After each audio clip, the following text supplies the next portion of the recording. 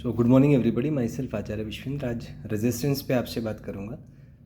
तो मान लीजिए कोई सिलेंड्रिकल वायर है, जैसे कॉपर का कोई वायर है जिसमें करंट फ्लो कर रहा है, तो उसका लेंथ L है।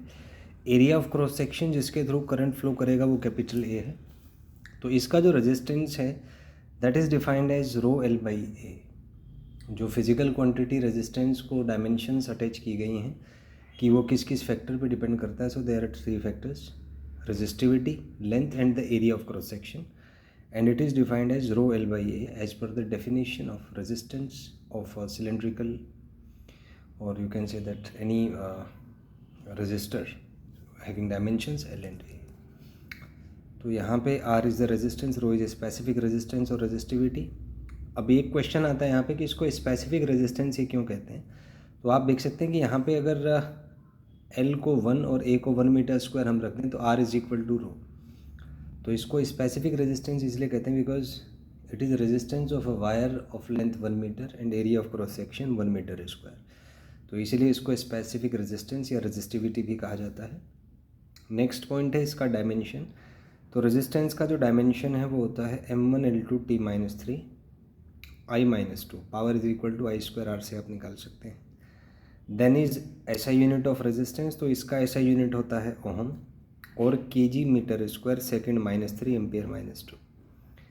Next is resistivity. तो रेजिस्टिविटी का जो डायमेंशन है वो होता है m1L3 T-3 I-2, या इसी को kg metre cube second -3 ampere -2 कहा जाता है, या इसी को ओहम मीटर हम कह सकते हैं। तो these are the various parameters related to the resistivity. Now comes the question, dependency of temperature on resistance. So the dependency has been experimentally found as RT is equals to R0 1 plus alpha into T minus T0, where R0 is resistance at temperature T0 and RT is resistance at temperature T. तो यहाँ पे एक important discussion का point ये है कि अगर हम कंडक्टर्स और इंसुलेटर्स या सेमीकंडक्टर्स के लिए वेरिएशन देखें, that how resistance changes with temperature.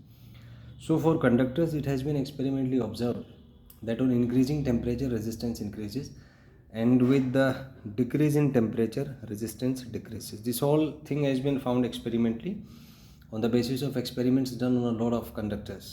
So the common thing, the empirical formula that came to know was that on increasing temperature, resistance increases, and on decreasing temperature, resistance decreases. Next comes insulator and semiconductor. सो यहाँ पे variation opposite है, temperature बढ़ाने से resistance घटेगा और temperature घटाने से resistance बढ़ेगा. So this is the relation of variation of resistance with temperature for conductors and for insulators और semiconductors. So time for a quick revision. तो यहाँ पे हमने रेजिस्टेंस पढ़ा, रेजिस्टेंस डिनोटेड बाई R.